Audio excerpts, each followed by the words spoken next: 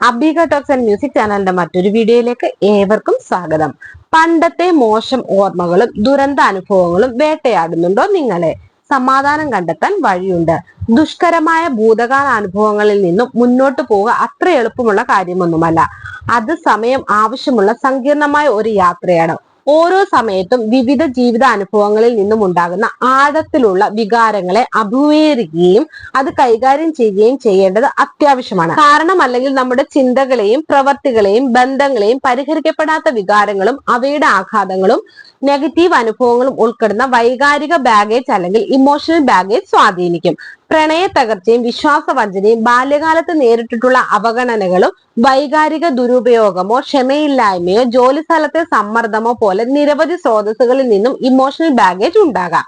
ഇത് ശരീരത്തെയും മനസ്സിനെയും ബാധിക്കുകയും പല ലക്ഷണങ്ങളായി പ്രകടമാകുകയും ചെയ്യും. ഉത്കണ്ഠ, വിഷാദം മുതൽ ക്ഷീണം, ദഹന പ്രശ്നങ്ങൾ തുടങ്ങി പല ശാരീരിക ലക്ഷണങ്ങളും ഇമോഷണൽ ബാഗേജിനുണ്ട്. വൈകാരിക പ്രശ്നങ്ങൾ മനസ്സിനെ ബാധിക്കുന്നത് എങ്ങനെ?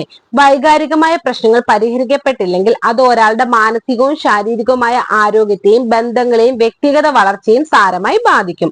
പരിഹരിക്കപ്പെടാത്ത വികാരങ്ങൾ മനസ്സിൽ കൊണ്ടു നടക്കുന്നതിൽ നിന്നുള്ള മാനസിക സമ്മർദ്ദം, വിട്ടുമാറാത്ത സമ്മർദ്ദം, ഉത്കണ്ഠ, വിഷാദം എന്നിവയിലേക്കും നയിച്ചേക്കാം.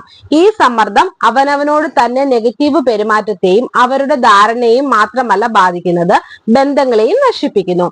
ഭൂതകാലത്തെ മോശം വൈകാരിക അവസ്ഥകൾ മറ്റുള്ളവരുമായി ആഴത്തിലുള്ളതും അർത്ഥവത്തായമായ ബന്ധങ്ങൾ രൂപപ്പെടുന്നതിനും തടസ്സമാകുന്നു. ഇമോഷണൽ ബാഗേജിന് ശാരീരിക പ്രത്യാഘാതങ്ങളും ഒരുപോലെ പ്രധാനമാണ്. വിട്ടുമാറാത്ത സമ്മർദ്ദവും വൈകാരികമായ ആഘാതവും കുടൽ പ്രശ്നങ്ങളും ദുർബലമായ പ്രതിരോധ ശേഷിയും ഉൾപ്പെടെ നിരവധി ആരോഗ്യ പ്രശ്നത്തിലേക്ക് നയിക്കുന്നു. കൂടാതെ ഭൂതകാലത്തോട് ഒട്ടി നിൽക്കുന്നത് വ്യക്തിപരമായ വികാസത്തെയും തടസ്സപ്പെടുത്തുന്നു. അവർ ഭയം, കുറ്റബോധം, ദേഷ്യം എന്നിവയുടെ ചക്രത്തിൽ കുടുങ്ങിക്കിടക്കുന്നു. അതുവഴി വളർച്ചയ്ക്കും സ്വയം കണ്ടെത്തലിനുമുള്ള സാധ്യതകൾ നഷ്ടപ്പെടും. എങ്ങനെ ഇതിൽ നിന്നും മുക്തരാകാം? മുൻകാല മോശം വൈകാരിക അവസ്ഥകളിൽ നിന്നും മുക്തരാകുന്നതിന് വികാരങ്ങളെ അടിച്ചമർത്തുന്നതിന് പകരം അവയെ അംഗീകരിക്കുകയും അവ ഉൾക്കൊണ്ടുകൊണ്ട് മുന്നോട്ട് പോവുകയും വേണം. ജേർണലിംഗ്, തെറാപ്പി അല്ലെങ്കിൽ വിശ്വസ്തരോട് മനസ്സ് തുറക്കൽ തുടങ്ങിയ വഴികളിലൂടെ വികാരങ്ങൾ പ്രകടിപ്പിക്കുന്നത് ജീവിതത്തിന് വ്യക്തിഗതവും ആശ്വാസവും നൽകുന്നു. കൂടാതെ മൈൻഡ്ഫുൾനെസ്സും ധ്യാനവും പരിശീലിക്കുന്നത് വികാരങ്ങളിൽ തളരാതെ അവയെ നിരീക്ഷിക്കാനുള്ള ഒരു മാർഗം നൽകും. ശ്വസന വ്യായാമങ്ങൾ, യോഗ, ധ്യാനം തുടങ്ങിയ വിദ്യകൾ മനസ്സിനെ ശാന്തമാക്കാനും പുതിയൊരു കാഴ്ചപ്പാട് നൽകാനും കഴിയുന്നു.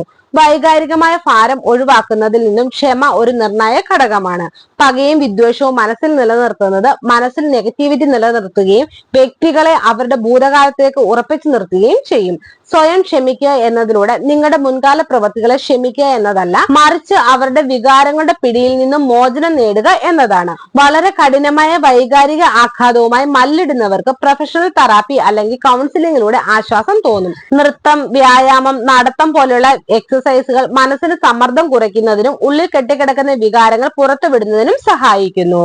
ബാധ്യതയായി കാണാതിരിക്കുക. പഴയ അനുഭവങ്ങളോടുള്ള ഒരാളുടെ സമീപനം പുനർനിർവചിക്കുന്നത് അതിൽ നിന്ന് മുക്തരാകാൻ ഗണ്യമായി സഹായിക്കും. ഈ അനുഭവങ്ങളെ ഭാരങ്ങളായി കാണാതെ വിലപ്പെട്ട ജീവിത പാഠങ്ങളായി കാണുന്നത് മാനസികമായ ശക്തിയും പ്രതിരോധ ശേഷിയും നൽകും. ജീവിതം മുന്നോട്ട് പോകാൻ വികാരങ്ങളെ അംഗീകരിക്കുക, ക്ഷമ പരിശീലിക്കുക, പ്രൊഫഷണൽ സഹായം തേടുക, എക്സസൈസിൽ ഏർപ്പെടുക, കാഴ്ചപ്പാടുകൾ മാറ്റുക, ഇവയെല്ലാം പരിശീലിക്കുന്നതിലൂടെ ആളുകൾക്ക് അവരുടെ മുൻകാല അനുഭവങ്ങളുടെ പിടിയിൽ നിന്നും മുക്തി നേടാൻ കഴിയുന്നതാണ്. നിങ്ങൾക്ക് ഈ വീഡിയോ ഇഷ്ടമായാൽ ലൈക്ക് ചെയ്യുക, ഷെയർ ചെയ്യുക, എന്റെ ചാനൽ സബ്സ്ക്രൈബ് ചെയ്യുക. മറ്റൊരു വീഡിയോയുമായി വീണ്ടും കാണാം. ബൈ. Thank you.